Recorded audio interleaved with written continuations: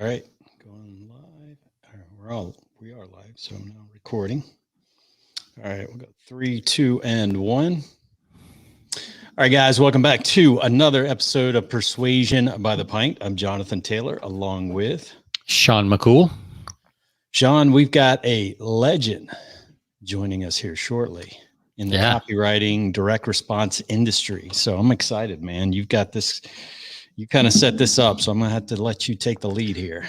Yeah, and I think if you are not an actual copywriter, you just kind of study copy a little bit, you may not have heard of this guy.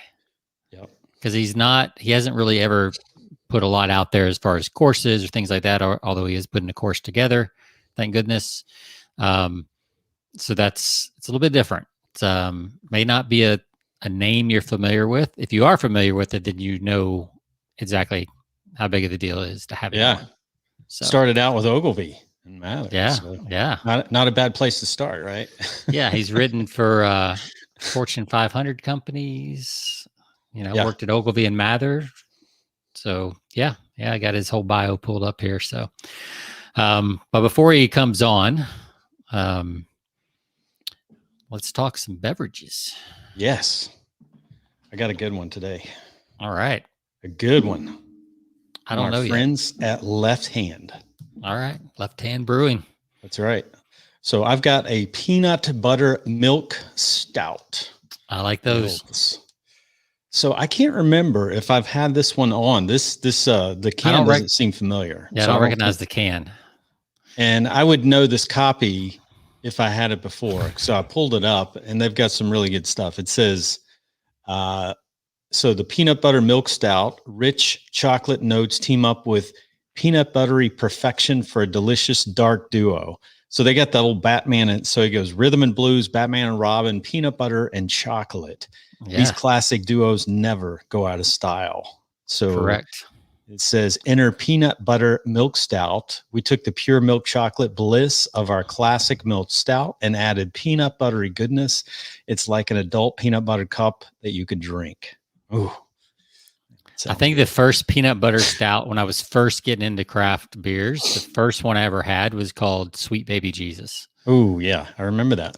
Yep. Yeah, and I think I went up and brought some back one time. Mm-hmm. So that was my first dive into this whole world, and look where we are now. So.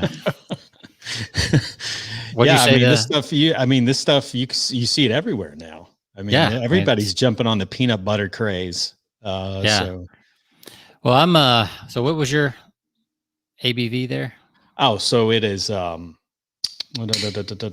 25, only 25 IBUs and 6.2% ABV. Okay. So all right. So I've got a working weekend from 903 Brewers. Ooh, yum. So this guy's smashing his computer. He's ready for a working. I guess it's working for the weekend, actually, is what it says. Working for the weekend. Big difference, I guess. So this copy, this is from the same company I had last week, right? So this is a breakfast coffee stout with maple and blueberry. So it's like a full breakfast there, right? Wow. The French toast I had from them was a little too strong, so we'll see how this one does. But it says, after a busy work week, it's time to unwind with our working for the weekend stout. This hearty breakfast stout is loaded with coffee, maple, and blueberry, bold coffee beans, and man, bold coffee beans add. They do this reverse type. I cannot read it. Anyway. It's I know. I totally get I remember Clayton Makepeace saying one time at a seminar I went to probably 10 years ago. Yeah. And he was like, y'all need to stop putting such small font on reverse type, backgrounds. And I'm like, what? I don't know what he's talking about.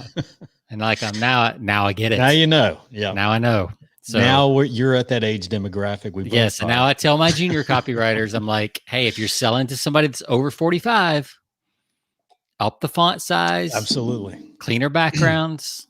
I feel so old now. By the way, I noticed you don't have your thin specs on. Yeah, these are more like my regular computer glasses. So Okay. I don't think they're as crisp as the other ones. So maybe that was the problem. So I got a little. Is David there yet? I don't want to. He is in the green room waiting. Okay. I'm gonna say this real quick. So my daughter, she does YouTube and stuff, right? Yeah. So these people, Jobby Coffee Concentrate, sent her this. Have you heard of this? No. So it's literally, you can make coffee with just a teaspoon of that. You make a cup of coffee with a teaspoon of this in either cold or hot water. So it depends if you want cold brew, hot brew, whatever. You just pour it in. So, So what I've done. Have you tried it? Not yet. So as an experiment though, I've done 1 teaspoon in the bottom of the glass. Mm-hmm. So I'm going to taste the coffee stout from the can without it. And then I'm going to pour it in the glass with the extra coffee and see if in case it's too sweet. Cause these are one of those that could end up a little sweet. Sure. So, so while I'm testing, go ahead and I guess, does David have something to drink? Can you tell in the green room? I can't see the green room this week. Oh, you can't. Okay. He has looks like a coffee thermos cup. Perfect. He's holding up. So there's something in there. I know that much. All right. There is some kind of liquid. How you doing, David? Hey, I'm great. How are you guys doing? Doing well. Welcome to the show. Well, thanks. It's great to be here on a Friday afternoon like this. Yeah. We got to give you some applause. Yeah. We pull out all the stops, live audience, the whole bit. It's like being on the Howard Stern show, with all the little buttons. Make sounds. Yeah. Yeah. We've got a whole bunch of unique sounds on this board. Yep. So, thanks for coming on. I know it was kind of short notice, but we appreciate you coming on today and spending some time with us. We're going to have fun. We love talking about this. And Sean, we do this every Friday over a pint. I noticed you are holding up a coffee cup with something. Right. Well, this looks more like a pint, I guess. So. Oh, LaCroix. There you go. That is a LaCroix. That is a LaCroix. What flavor is that? I think it's watermelon, peach, pear. There you go. Not bad. Refreshing. I like those. Those are pretty good. I like those. LaCroix. We've had LaCroix on before. That's been a beverage before, I do believe. So absolutely. I hope you got a product placement fee. That would be nice, but no, we're not quite there yet. We're getting there. I'm amazed the way some people monetize their podcasts. Yeah. Commercials every so often, and all sorts of stuff going on. Yeah. Yeah. We don't have any commercials right now. We had a sponsor and we do some affiliate stuff, but for the most part, we're just writing off beer on our taxes is what we're actually doing. Yeah. I don't think I'd want to have to worry about selling advertising on a podcast in addition to creating the podcast itself and doing all that. Well, Jonathan does that on 2 or 3 other shows that he runs. So for very small niches, you would love that, David. Yeah. It's like some really cool little obscure niches that hardly any competition in. We've intersected before, haven't we, Jonathan?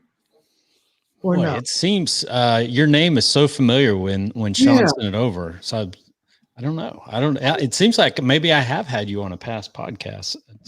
I've done about 1,000 podcast episodes over my lifetime, so it's I'd have to dig into the archives.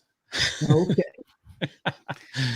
Well, I've learned about you, David, through AWAI, of course, and then Brian Kurtz and that whole Clayton Makepeace, that whole crowd. So been following you for a while. I think we've met briefly once or twice, probably at an AWAI event. We did. Yeah. Yeah. You're a hard name to forget. Yeah. I think we may have even sat at this same table one night for dinner or something like that. I think we did. We did. It was you and Richard Armstrong, and our better halves. Uh-huh. Yeah. So of course, maybe we should introduce. We haven't even mentioned his name to our audience yet. Yeah, we will. Well, because not everybody's watching. So, are we live? Is this being recorded? No, kidding. I know it is. Yeah, we're live on. We are live on tape. Yeah, we're live on tape, but we're on live. We live stream YouTube and Facebook. But then we pull the audio and actually upload that edited to the podcast. So, I see. I always get confused by that. That's right. It's live on Facebook, and then it's while it's being kind of recorded. Okay. Plus, Jonathan has a recorder on his desk that, the old tape recorder, press 2 fingers to record. Oh, okay. Is that what you're using? So like my sister is like surfing Facebook. I've got a stack of Memorex. Yeah. So so maybe she'll run across it, but if not, we'll send you a link next week for the podcast, and you'll be able to share it with her, and she'll be spellbound. Okay. I'll drop a Memorex tape in the mail to you and send it to you, David. Well, let's let me read David. I'm going to read your bio real quick. That was in your download from your website. Is that current enough for you? Does that work? In your free book? Yeah, I don't remember exactly what it says. It's close enough, right? Close enough. Okay. All right. And you can correct anything if you want to, say anything bigger or better. We'll let you do that too. We're all about multiply everything by a factor of 1.5 or so, and I think we'll probably hit it. All right. Yeah, should hit it. So this is David Deutsch. David is one of the top direct response marketing consultants and copywriters in the country, and author of Think Inside the Box, a book that reveals a revolutionary new way to generate ideas. His writing has sold hundreds of millions, so $150 million of dollars, or hundreds of 50s of millions. I'm trying to do 1.5 math on the fly. Worth of his clients' products. I actually added it up a few months ago because I was launching a product, and it's actually $1 billion. There you go. Everything I've done over the years, and in advertising and everything. $1 billion worth of his clients' products, which include everything from books, seminars, and newsletters to Maxwell House coffee and American Express cards. David started his advertising career at renowned Ogilvy and Mather advertising agency on Madison Avenue, and has the unique distinction of having been a creative director at both traditional ad agency as well as direct response agency. He's worked for all types of companies, from Fortune 500 companies such as Merrill Lynch, General Foods, and American Express, some of the top colleges and universities in the country, and many small businesses. Today, David writes for and consults mainly with companies and entrepreneurs who sell information and advice in print, online, through seminars, including Boardroom Inc., Rodeo, Healthy Directions, Lifebook, and I'm sure a whole lot more at this point. So, David, welcome to the show again. Well, thanks, John. Get a double applause. Double applause. All right. So we were in the middle of discussing our beverages. You can share your LaCroix, but we typically give our beverages a rating, David, each week. And we go 1 to 5 pints, persuasion by the pint, 5 being the best. So, Sean, we'll start with you. This is really good right out of the can. So it definitely has a little sweetness. You can taste the blueberry, which is kind of a different taste. And the maple's not too strong, which is nice. It is 12.6. So, Jonathan, you may have to take over on this episode. 12.6 ABV. So I would give this a 4.75. It's right up there. It's really good. 4.75. Wow. Yeah. So that's 2 12s in a row each week. I mean, 2 weeks in a row. You've had pretty high. This brand obviously likes to make their stuff strong. So absolutely, it's the same brewer. Now I'm going to pour it in my coffee and see what happens. All right, David. While he's pouring his into his shot of coffee there, why don't you tell us a little bit about? Is this a LaCroix that you typically have on? Is this a go-to? What did you say? Peach and what else? Peach and pear. Peach and pear. Those very alliterative. Yeah, of course. That actually sounds really good during the summer. So does that have a pretty solid rating? Oh yeah. Yeah. The bubbles definitely make it. I always say, it makes it like a party when you have bubbles in your water. And all right. So 1 to 5, what do you give it? 1 to 5. It is after all water with bubbles and a little flavor. Fizzy water. Yep. So I don't know if I could get too close to 5 on it, but I would give it a solid 4.5. Okay, 4.5. Okay. That's good. Yeah, if it's your go-to, it's your go-to. No rules here. Do you normally do you have a wine, or do you drink wine or beer or anything like that? Or do you I'll drink wine sometimes, and sometimes I'll drink vodka. Oh, okay. All right. Like on the rocks. What's your go-to vodka? Tito's, Grey Goose, Tito's very totally good. black when I can find it. Yeah. Yeah. Very cool. You ever mix the LaCroix in the vodka? Seems like it might be a decent combination. I tried that. Does, I actually. don't generally like diluting things for some reason. I like that. The ice kind of dilutes it. Yeah. Yeah. I'm a neat bourbon guy myself, so I like the just the pureness of it. So, well, all right. Well, let's jump into some persuasion talk, copy talk. And so the way we usually go, Dave, is we don't actually have like a set of questions or anything like this. It's really three guys sitting around on Friday afternoon, having a drink and talking shop. But we would like to know a little bit about your background. We have a lot of people who follow copy and persuasion and sales and marketing and that kind of stuff, but they may not know your name because you've kind of stayed. You're not as out there as a lot of the copywriters. You're too busy out there cashing the checks and writing $1 billion worth of copy. So, but tell us about how you made that transit, how you got into advertising in the first place, and then how you made the transition from Madison Avenue into direct response. Well, I kind of fell into advertising in the beginning. I was working at Ogilvy and Mather in an administrative capacity out of college after having been teaching. And while I was there, I kind of became interested in it and thought, hey, I can write. I'm clever. I wonder if I could do this. And, Ogilvy's was a great agency in a way, because it's kind of like a teaching hospital.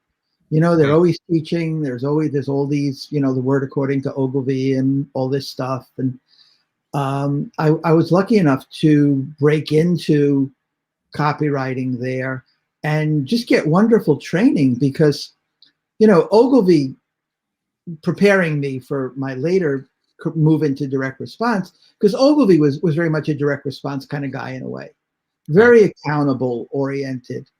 He called direct mail his first love and secret weapon. And, he made people read people like Caples and Hopkins.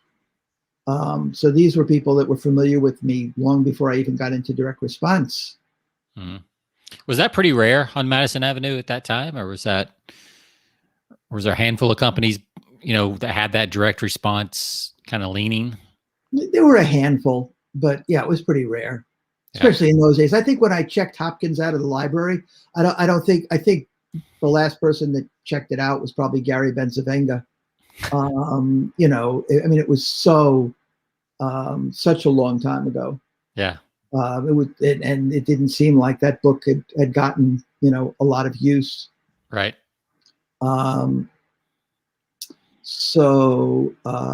Actually, now that I think about it, I think Gary worked across the street at BBD&O in their direct response division there. But yeah, that was it was very lucky to have that ingrained in me at such an early age, as it were. Then I bounced around advertising agencies for a while, discovered Jay Abraham, and went, wow, I really like this. This is, this kind of thinking. And so I left the ad world and got into the direct response world, and did writing there, and eventually fell in with, Boardroom and the big publishers, got controls for them. And, these days I do more consulting, training, teaching, coaching, helping people write better copy than I do writing it myself. I really enjoy helping people write better copy and solving copy problems and showing people, I call it copy thinking.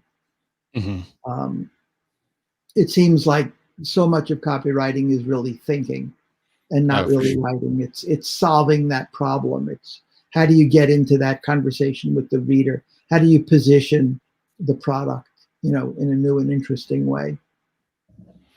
Yeah, I think that's. I love that you made your own term for it too, as a true copywriter would. Right, you get to come up with copy thinking. And I do. I agree. I wrote an article early on for AWAI when I kind of got into the business with them. And it was about the anti-writing secret of six-figure copywriters. And it was reading. It wasn't thinking, but it was, same lines. It's like you have to gather so much information and think about things so much before you can ever write something decent. And I love that part of it. I really love the research side. You enjoy digging in, talking to people, finding out stuff, thinking about stuff. A lot of times clients ask me, is the copy done yet? I'll say, yep, everything but the words. But to me, that's the biggest 90%. That's, it's like, you have to put some words on the page now. I kind of know what I'm going to say. So what does that process look like? I'm curious, David, like, Gary Halbert's talked about, he sits, 3 or 4 days, he's kind of sitting around, go out on his boat, and then all of a sudden gets the idea and comes back and pounds it out, at least the first draft. What does that process look like for you, start to finish, from the time you get an assignment, like thinking time versus writing time? Well, more and more, I kind of do both, right? Because I find that if I'm not writing while I'm thinking and researching, that the writing helps point me to what I need to research and think about. So I'll start writing headlines right away. I'll start trying to put something on the page right away. And then I'll see where I get stuck, or I'll see where I have questions about it. Like, I wonder if I should take this approach or this approach, right? Then I'll go out and research and talk to people. And I'll try talking to them from this approach and this approach and see, oh, look at that. The approach on the right, people are interested in that. When I talk about the approach on the left, their eyes glaze over. Right. So you sit down, you open up a doc, you start writing. Headlines, openings. How would I start this? And are you looking for like that kind of gut feel that's like, ooh, that's pretty good?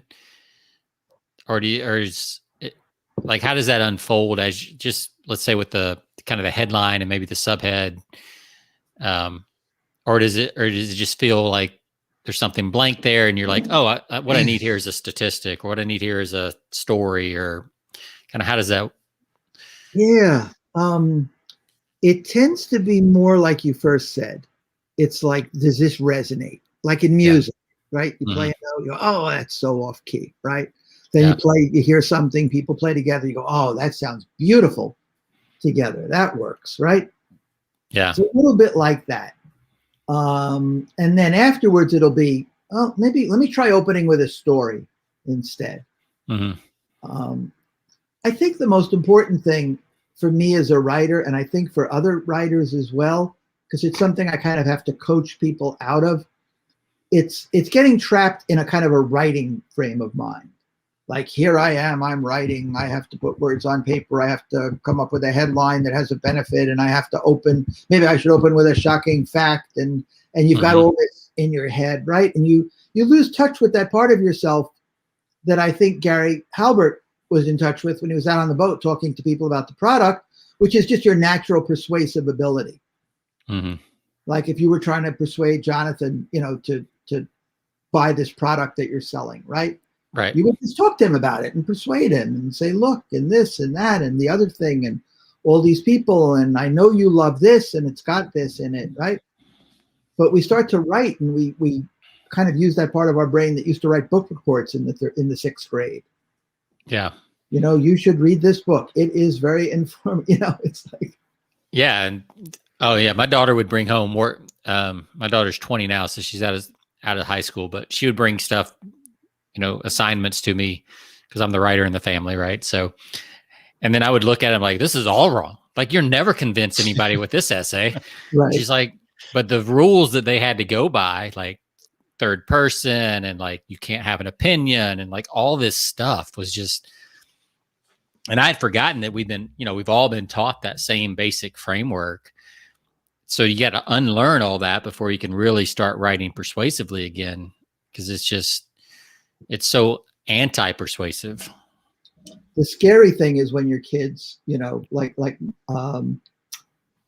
start to incorporate your tactics of persuasion in their writing. Like my daughter sent me something once, and it was kind of like, it was very like, there's like scarcity in it. Like, I don't know how much longer. And here's why you should do this for me, because, A, you love your daughter, and B, because of this, and, C, because this. And there were just some really deep benefits going on there. Oh, yeah. Yeah. Like that. And I'm like, wow, how'd you do this? You go, Dad, I've been reading that stuff you write for the past, 20 years. They mirror your stuff a little bit, Yeah, that's great. I'm convinced teenagers are some of the most persuasive. They're the most persuasive of their age bracket. I mean, they can convince you of anything. I think they're just kind of taking all of the stuff that you have put out and just kind of sending it right back to you. They're great at feeding your lines back to you. That's for sure. That you don't want everything. The one thing you didn't want them to hear, they hear, and they use it back against you for sure. That's right. Your actions too, damn it. Like if you can't just say you have to be a good person, you have to actually be a good person in life for your kids to emulate that. Yeah. They what's the old saying? People it's not taught, it's caught. Like most of what they learn, it's not. Yeah. So that's cool. So you got the headlines, you start doing a little research, you're talking to people. I don't know if I've got the headline so much as how am I going to make this different? How am I going to make this persuasive? How am I going to make this the most important thing that's come across someone's desk or phone or whatever, computer today? How am I going to make this, just easy to grasp, to seem as magic bullet as it can possibly be? Because let's face it, people just like us, right? Like, I'm not going to do something unless it's a magic bullet. I'm not going to buy a course unless I feel like, geez, if I just buy the course, I think I'm going to be a better copywriter. So I'm going to, you know what I mean? Oh yeah. Like, we all want that.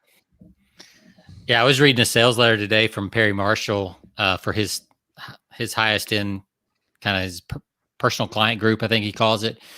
Man, that is the letter is just so good. I was reading it. I was just kind of poking around his site for some stuff. And next thing I know, I'd spent 20 minutes reading the sales letters. Like I had other stuff to write and do. And it's like, that's right. And I was ready to sign up. Like, it's just, it's just, and he has that same kind of thing where he just really talks right to you and what you're going through, and it stands out. So what are you looking for? I guess Dave, like, you made a good point about it's gotta come when people come across it, it's gotta grab them. Mm-hmm. And I know we say that a lot in copy training. You hear that a lot. I'd love to hear your take on that. How important that is, and maybe give people a better understanding of how you see that, like where the prospect is and why it's so important. Give it a little more context, because I don't think people can get this enough. Yeah. Well, first, the prospect is not interested, right? Inherently in what you have, right? I mean, not that they're not interested. They're not focused, right? Right. They're scrolling. They're just sort of maybe some native ad or email led them to your VSL page or something, but they're still skeptical. They just want to make sure it's not for them so they can get off, right? They really don't want it to be something they want in a certain way, because that's going to mean spending time reading it, money.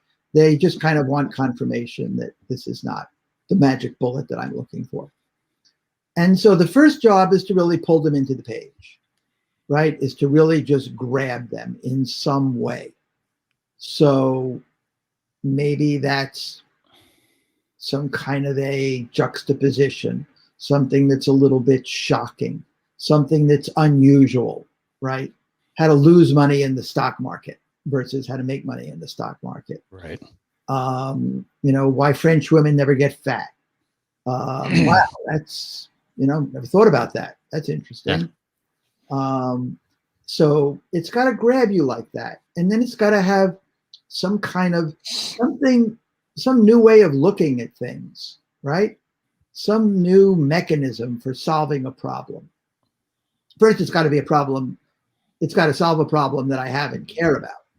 So either you've got to address a problem that I deeply care about, or make me care about a problem that I may not really care about, like, you know, whatever that is, right? The coming apocalypse, or, you know. Right. Yes. On the more, you know, on the more unaware end of the awareness scale, you got to create all that.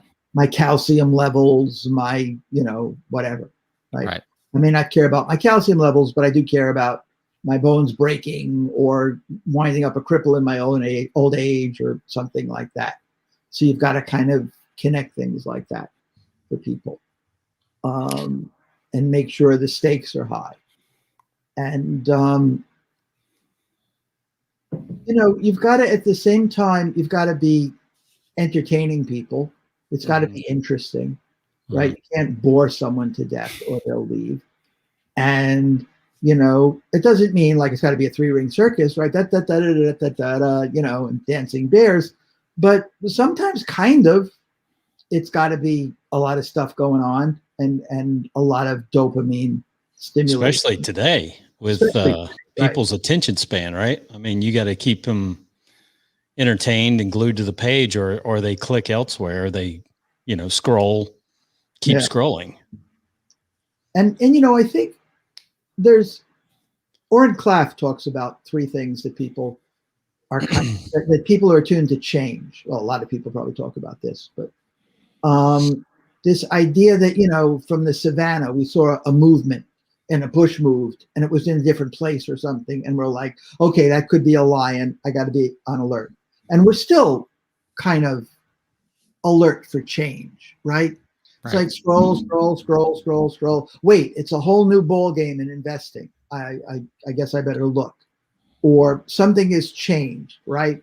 Something has changed in economically, sociologically, right? The millennials are buying houses and spending money, and that's going to make the stock market go up or whatever it is.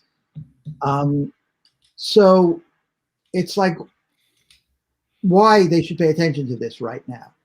So there's got to be that element in there too. It's like, why now? Why immediately? What's changed? What's the movement that I can make that's going to get their attention? You know, like you're kind of flagging someone like this, kind of just movement. Yep. Right? Yep. Something is shifted. Something's different. If you do know about it, you're going to have that secret advantage that you're always longing to have. If you don't know about it, you're going to be sorry and, you know, lose money, lose health, lose whatever it is you're going to lose opportunity, have FOMO in the morning when you see other people using it. Yeah, I think that's a good point about just movement, and to think about that.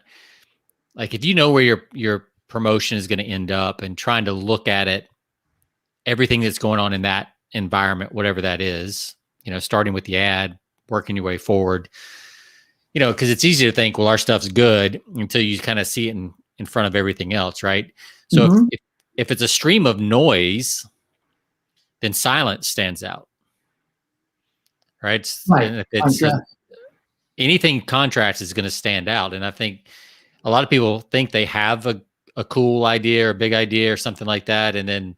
But when you throw it in the native environment where that ad's going to live, it just kind of blends right in, and there's no movement. And so I think you have to keep that in mind and not be so much in isolation that you forget where this is going to end up. Yeah. That's why it's a good idea sometimes. Take your ads, take your copy, put it side by side with a bunch of other stuff. And, you know, that helps you also see if it pops out in some way, right? But it also helps you see that this copy over here does certain things in a better way, right? Ooh, my ad seems black and white next to the copy in this ad. Why is that, right? So you look and you analyze. I mean, I think that's really the only difference between really good writers and mediocre writers, right? I mean, we're just, you know, really good writers are like relentless about comparing their copy, looking at copy, they're really relentless about some of the things we just talked about, like, I've got to persuade this person on so many levels. I've got to make it interesting and wave my hands. I've got to let him know that there's change he's got to care about. I've got to entertain him. I've got to do everything I can to keep him on the page. Where I think a lot of writers, especially when they're starting out, they're just concerned with getting words on the page. I've got to write 3,000, 18,000 or however many words of copy, and here we go. Okay, right? Yeah. And it's just because it's true. It's a lot, right? Some of the long copy that we do. Oh yeah, it's a lot just to get the words on the page. Absolutely. My head's going in a bunch of different directions. Jonathan, you have anything you want to ask? If not, I gotta go ahead. Yeah. So I was looking at, earlier before you came on, I was reading some of your blog posts. By the way, I love some of your blog titles. Oh, thanks. Your headlines are really good. Imagine that. Yeah.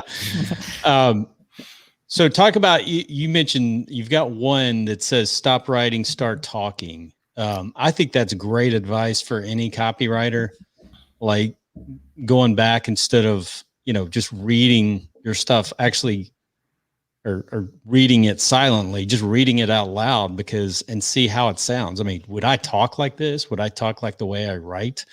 And that's really basically what you're trying to do is write like you would be having a conversation with somebody.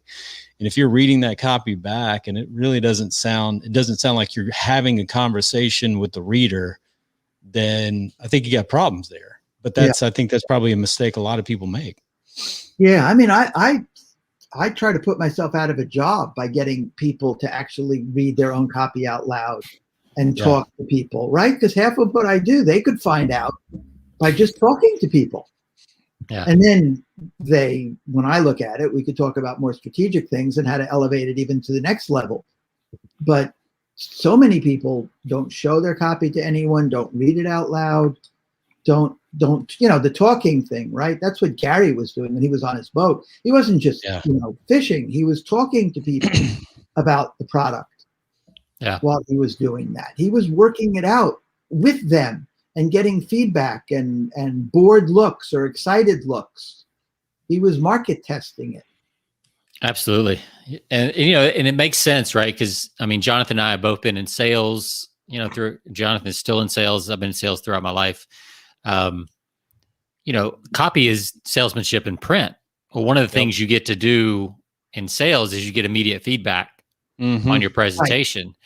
Copy, you don't. So you got to go create that as you're writing and have those conversations with people or in forums or wherever you can to try to get both sides of the thing. Because, any salesperson will tell you, you can go in with a pitch, but it's kind of like boxing. Like, you got a pitch plan, but till you get in there and somebody hits you with a certain objection or a certain look, or they kind of roll their eyes to their spouse or their, the guy next to them in the boardroom, it's a different game all of a sudden at that point, because they're obviously not tracking with you. And as a copywriter, you have to anticipate that. And the only way to do that is to do your research.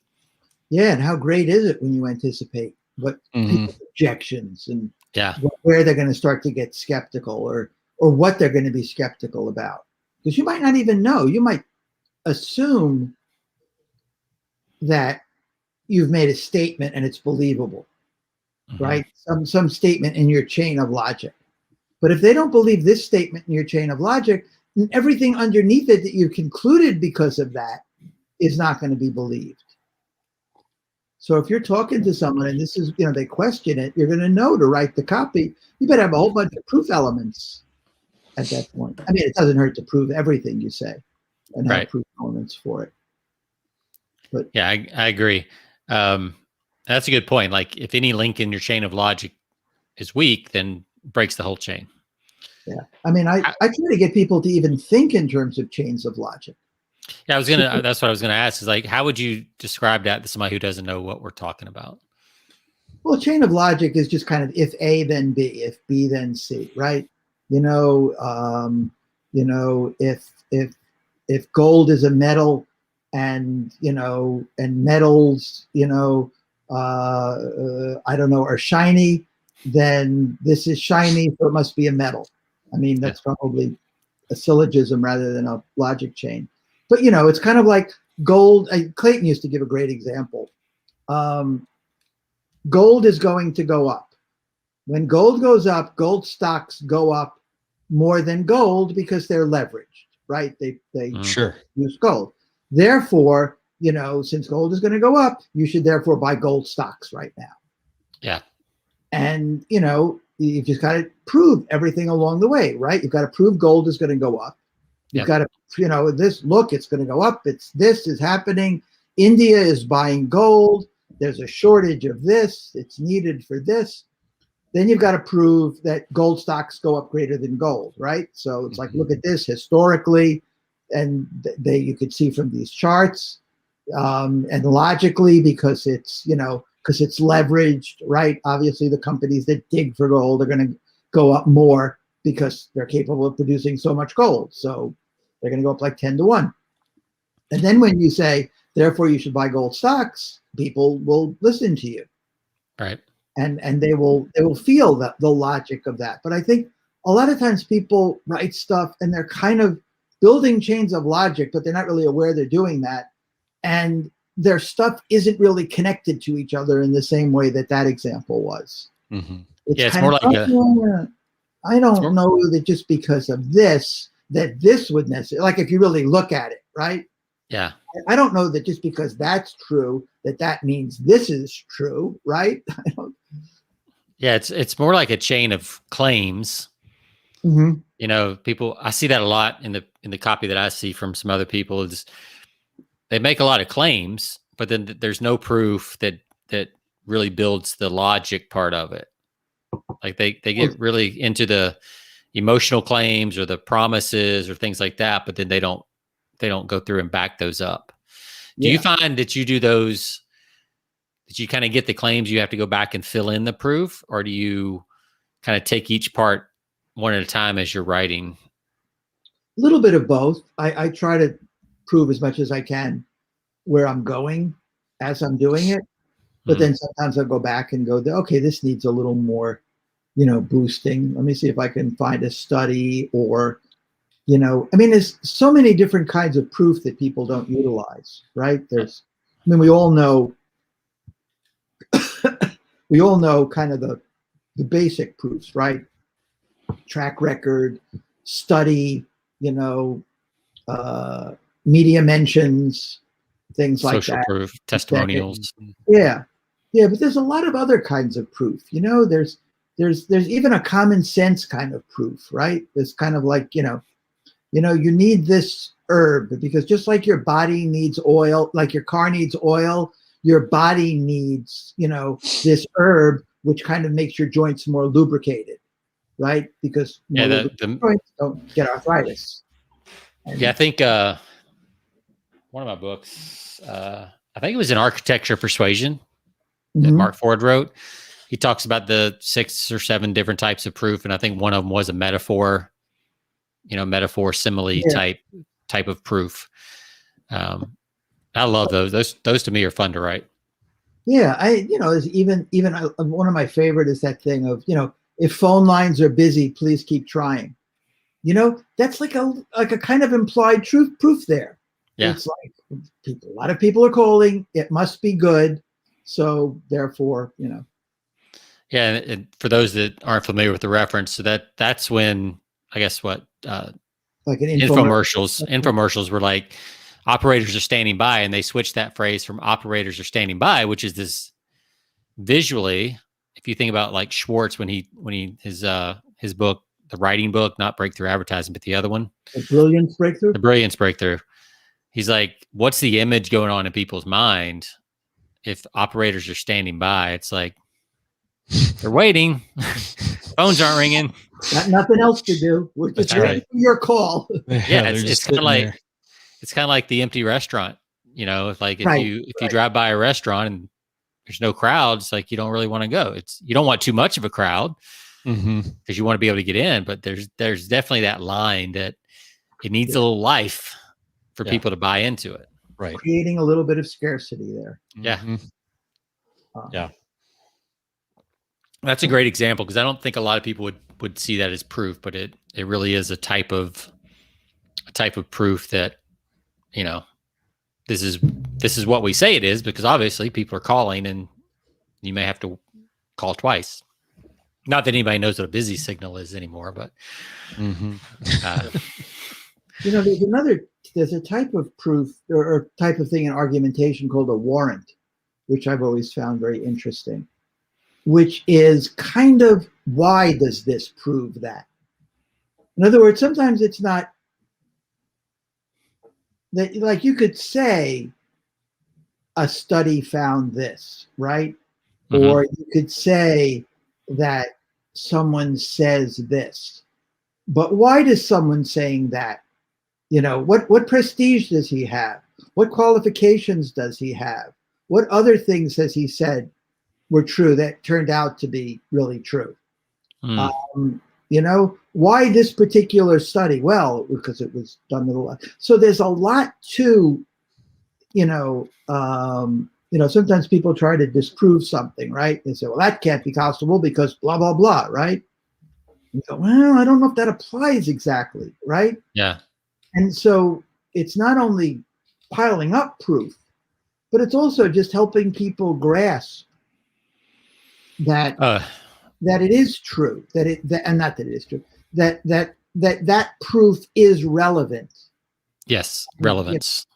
It's a great word for it. It's like, because it's one thing to pull a third-party quote, which, you know, is taught a lot, right? Use a third-party quote to make a point. But if, like you said, if you can't give credentials for that quote, or you could make it stronger, like you said with the study, like it's a double-blind, placebo, you know, board certified, whatever type study.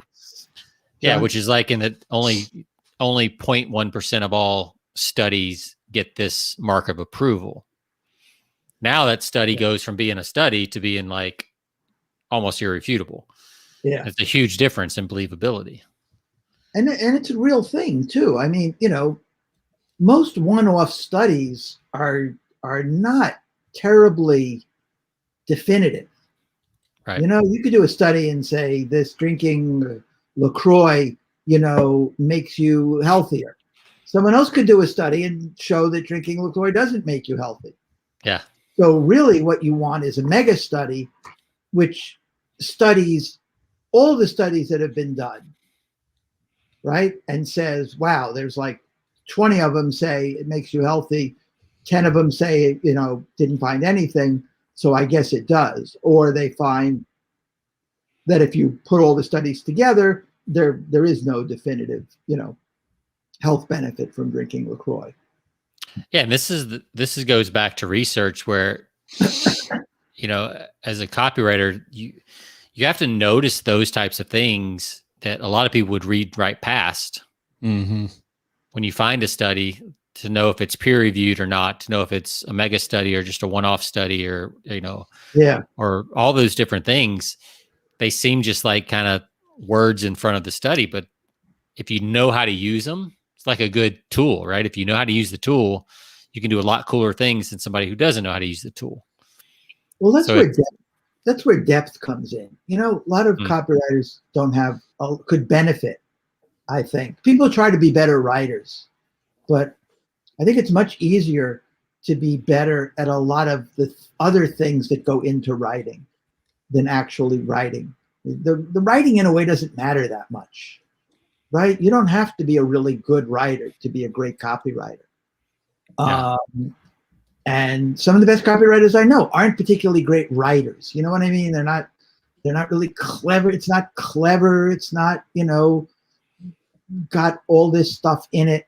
But boy, they're such good salespeople and they're such good copywriters. And they say exactly what needs to be said to get someone to buy in exactly the right way, at exactly the right time, that it just takes your breath away, right? How well they can do that. What would you say some of those other things are besides writing? I mean, we've talked about research. When you say the other things, there's a kind of, I think it's getting on a deeper level of human persuasion and emotion, right? Like Dan Kennedy, talks a lot about all the different, the 7 deadly sins kind of thing, right? It's not just greed or fear, but there's also jealousy. There's also shame. There's also, ease, right? Which is kind of like gluttony or something. Right. Well, ease. People are inherently lazy. Even even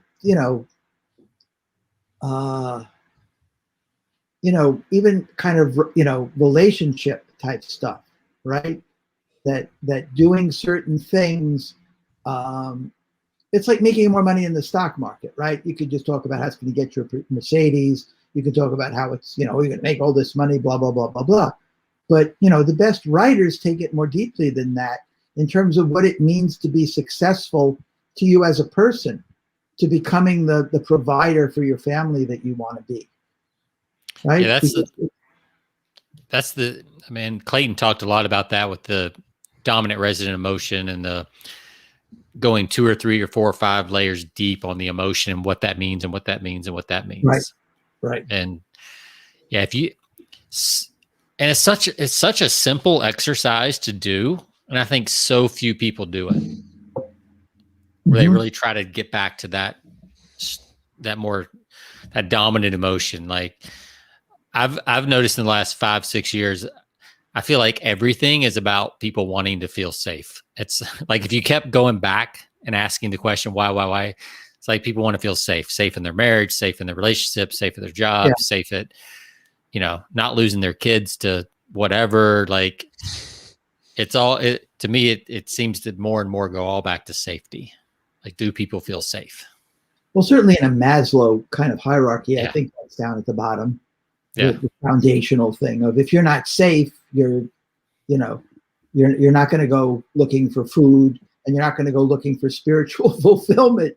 Right. You're going to try to kill that lion that's stalking you.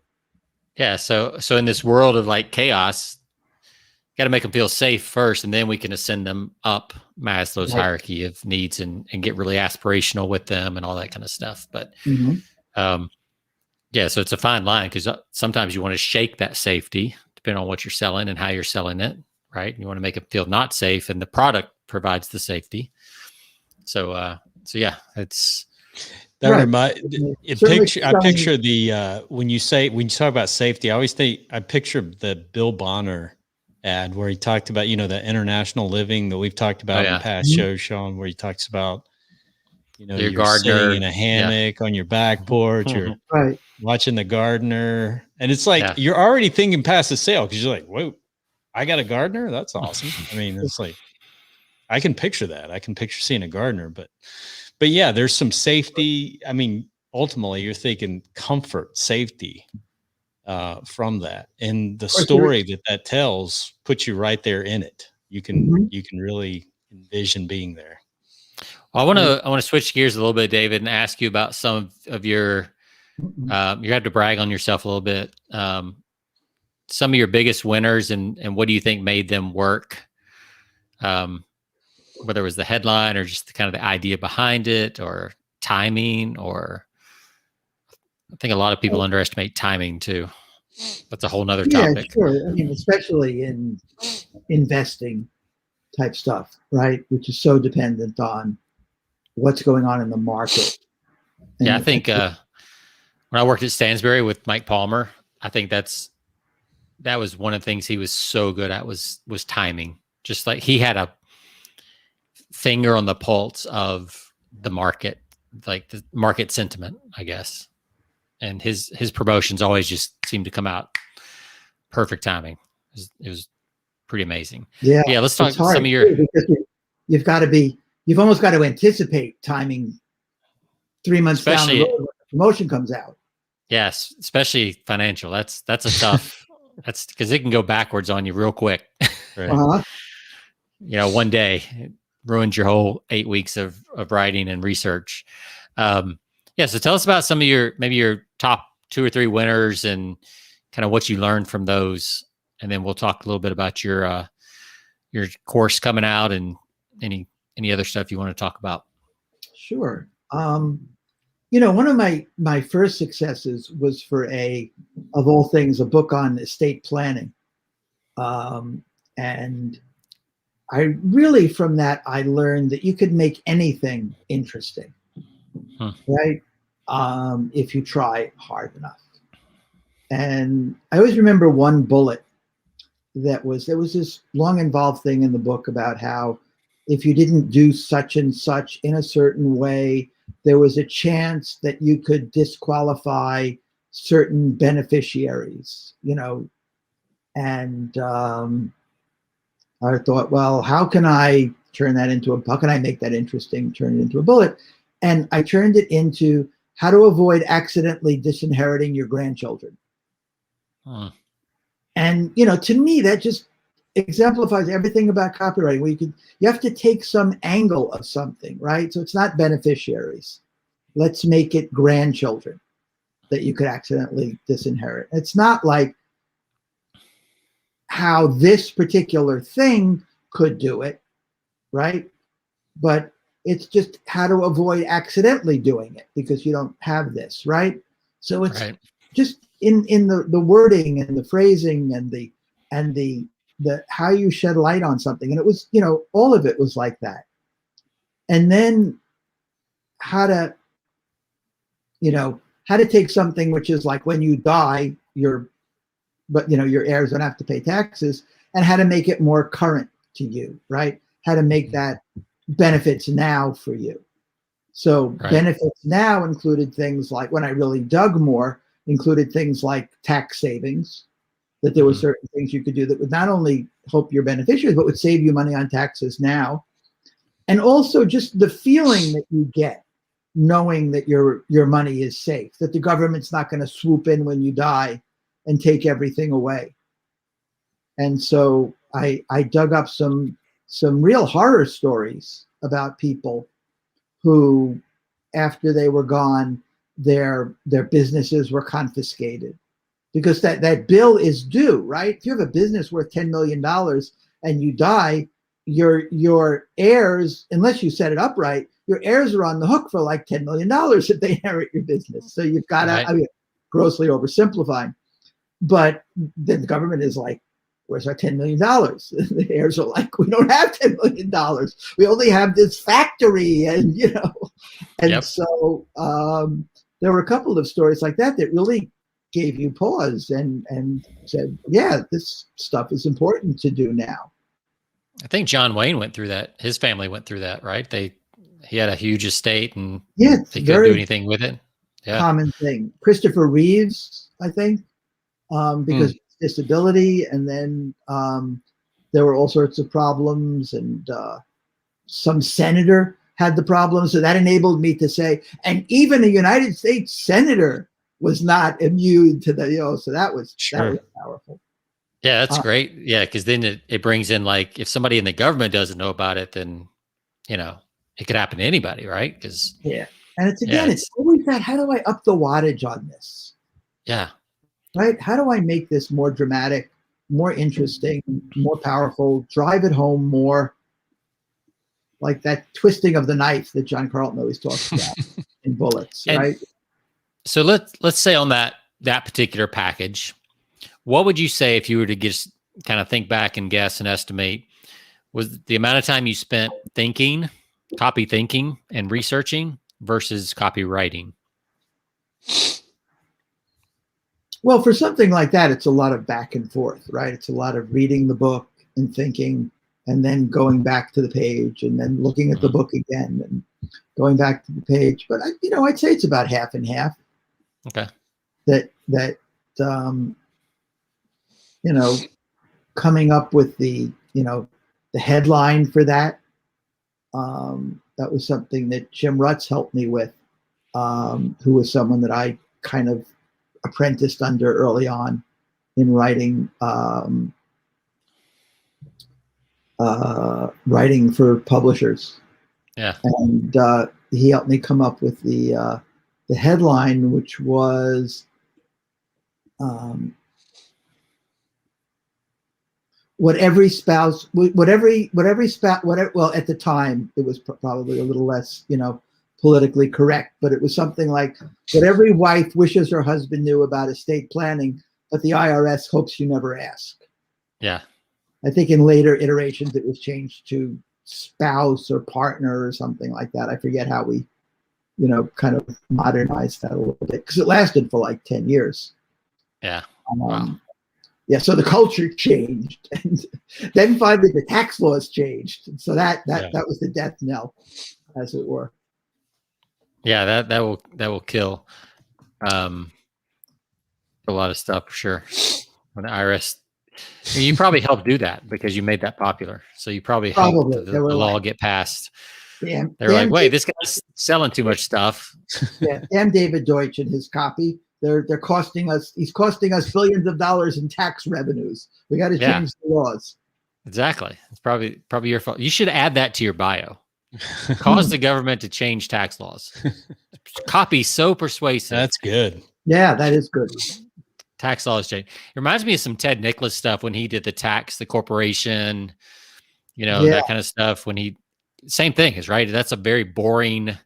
Nobody wants to really talk about taxes and setting up a corporation. He made it sound sexy and cool and like it was the best thing ever. Kind of same stuff. And I think that's the fun stuff to write. Because it forces you to do the research because there's no like obvious benefit. Right. There's nothing obviously sexy that you can get behind. So you have to get into the research and I agree with you. Like that's the fun part to me. Like I could just do the research and then just like hand it to somebody else and let them write a draft. And then I would come back and tweak it a little bit. But I love how you said that one bullet, like every single word accidentally.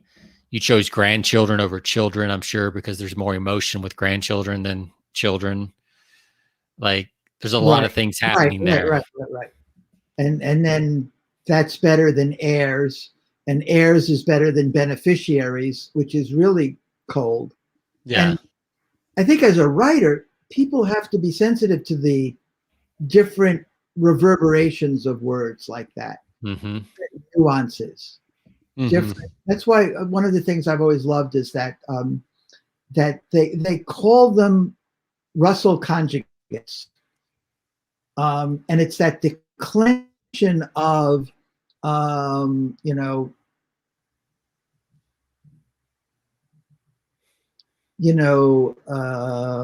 declension of from I forget what the classic example is, but it's like he's fat, you're overweight, and I'm pleasingly plump or whatever, right?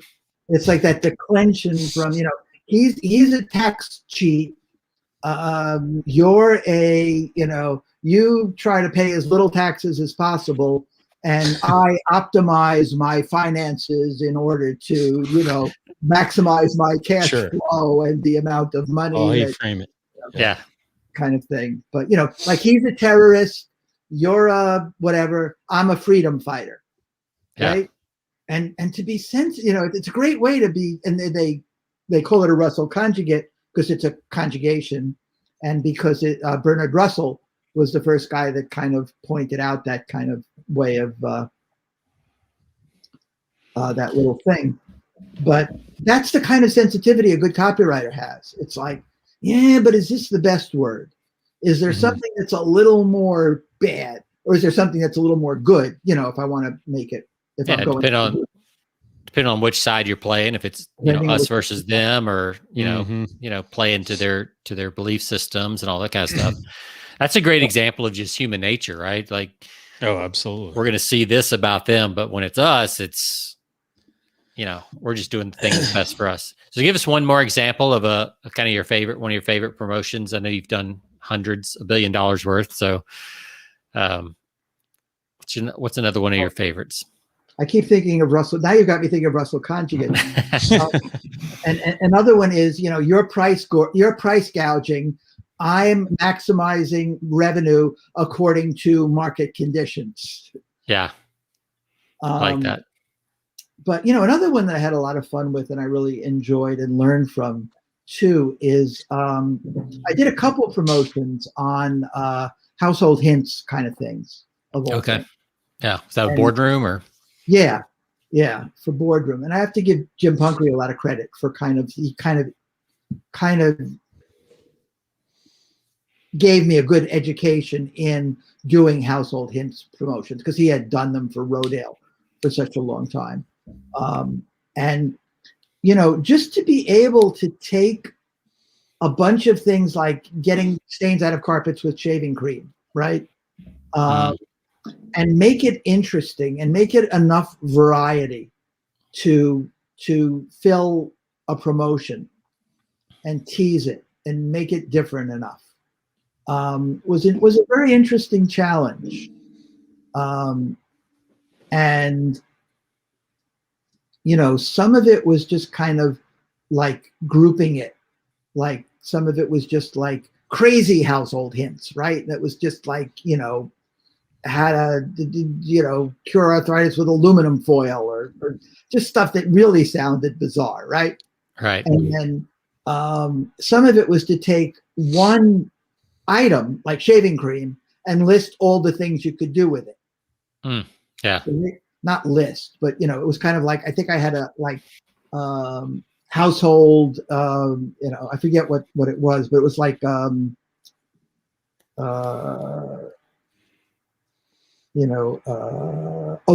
like #1, shaving cream. Yeah. A hall of honor. What do you call that? Not a hall of honor, but like just an honor roll of household. There's one of them shaving cream. You do a lot with that. Vinegar's another thing you can do a lot. Yeah. Yeah. So you might like say 7 surprising or little known things you can do with, shaving cream. Yeah. Yeah. And household, Hall of Fame, right? Yeah. Hall of Fame. Yeah. Yeah. But those kind of things are really fun because I think that lets out a little bit more creativity. Yes. You're trying to disguise it, but I found myself before doing a promotion where I've gone through a book and I'm trying to do these fascination bullets, and then I'll go back and most of them are just pretty good, but then every once in a while one's so good I'm like, I don't even know where that came from. Like I can't even find it back in the book again because it was transformed the book so much. It's like, so I learned pretty quick. You better footnote exactly where you got that every time, or legal department's not going to allow it. So yeah, you learn that quick when you have to go digging through 800 pages of a book to find the source that you. Like, you don't want to give up. You don't want to give up that bullet. Yeah, because that could be the one. I mean, I can't tell you how many things I know Jonathan has too. Like how many things we bought off of one bullet that's just like, buying because of that one bullet, especially for Jonathan in the golf market. Like you get the right bullet, he's done. So I purchased off an ad this week. So there you go. Whipped it out $200 easily. There you go. And simple ad too. But hit it. Just one bullet point. That's all it did. Yeah, for sure. I didn't have to read the whole ad. Yeah, you just scanned it and saw that bullet, and you were like, "I'm done." Yeah, one bullet will sell a book sometimes. Absolutely, got to know. Absolutely. I can tell you the one bullet that did it too. I'll pull it up here. It's discover the simple trick to developing, or a simple trick developed by the man who Vijay Singh. If you don't know professional golf, you may not know Vijay Singh, but Vijay Singh calls the best golfer he had ever seen. Right? Wow. A simple trick developed by this guy. There's like no actual information in that bullet, and you still bought. That's awesome. That's right. I mean, I love keyword was simple trick because it's all about developing a different swing motion.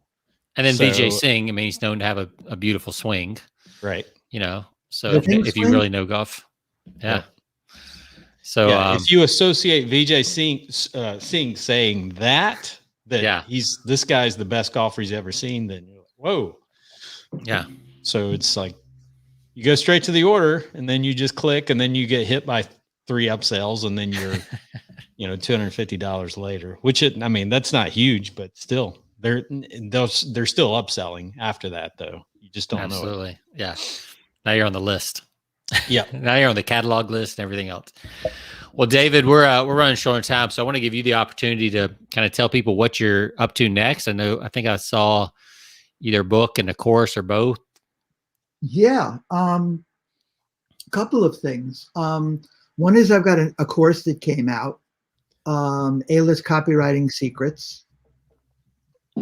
And there's a couple ways people can find out about this. They can go to my website, which is davidldeutsch.com. Can I type that in comments or type it in here? Something, I don't know how this thing that we're on works, but yeah, I'll get it to. I saw the site already. We'll be posting it when we post this episode. Yeah, we'll post it on the show notes on the actual podcast page. Okay, but it's davidldeutsch.com. That's David L like Lee, and then DEUTSCH.com. And there's a free report there that they can sign up for. The course, they can go to davidldeutsch.com/video. And if they also do that, there's a video there where they can actually get like a free little mini lesson from the course on how to come up with great ideas. Very cool. davidldeutsch.com video. All right. I'll be checking that out. A lot of good resources on there. You got like I said, you got a great blog. I noticed I stumbled across on your blog a link to a report that you did with Ray Edwards. Really good. Yeah. Hopefully the link still works. That's great. It does. It does. I think Ray's here in Austin, and we need to get him on the show too. Yeah, absolutely. Oh, is he now? I know. I thought he lived in Maybe Washington, but he may have moved from there. Maybe it's maybe it's somebody else I'm thinking of. No, everybody's in Austin now. It seems like I'm pretty sure he's in Texas. I don't know about Austin, but I'm pretty sure he's in Texas. And is that where you are, Sean? Now? Yeah, I moved here about 2 years ago, so I was just ahead of the big wave. Now we're like, real estate went up 24% in the last 12 months. Wow. It's just crazy. Like we heard a story last week that there was like 17 offers on a house. The house was listed at $375. It sold. It ended up selling for $460. But the thing that clinched the offer is the buyer offered to buy the next house for the person as well. They bought their house and bought them the next house. Like, wouldn't you just buy a bigger, nicer house or something? I don't know. I didn't get that one, but that's what happened. Must have been a great lot or something. Great location, something that they wanted really bad. But yeah, it's amazing how many people are moving here. Luckily, we're getting rain, because one of my fears in Texas is we run out of water when too many people come.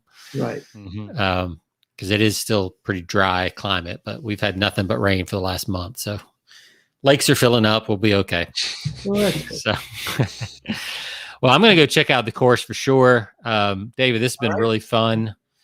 And any last words? Any last words you want to leave with the audience? Enjoyed this too. No, just keep writing. A lot of success in writing, I think, just comes from writing a lot. Probably reading too, right? Showing it to people. Yeah, but it's easy to read and it's hard to write.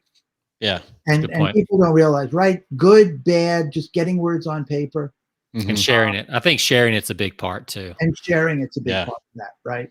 Find a group of people that you can, even if it's virtually, you can send Google Docs back and forth so easy now. It's amazing. And, ask somebody to comment on them. And if you can find a copy buddy, even if you can't find a copy chief, if you can find a copy buddy, that knows a little bit about copy, it's going to make you better for sure. Yeah. Yeah. And let them tell you where it's boring, where it's, where it's, they can't understand it. Yeah. Good old Cuba method. Absolutely. Yeah.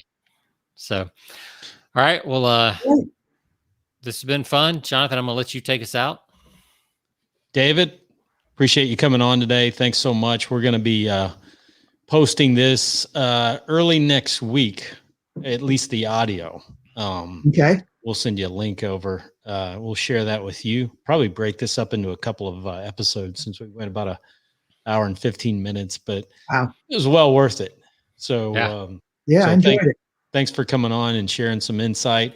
be posting a link over to your website as well. I've got that pulled up in front of me, so okay. no need to send the link over. But okay. Thanks so much. Well, thank you guys. I enjoyed it. Yeah, enjoy the weekend. All For right. all of our listeners out there, thanks for joining us again. You can find us on persuasionbythepint.com. You can find us on all of your podcast channels. And Sean, it's been fun. Great episode, great guest, and we'll see you all next time. See ya. All right. Bye-bye. All right.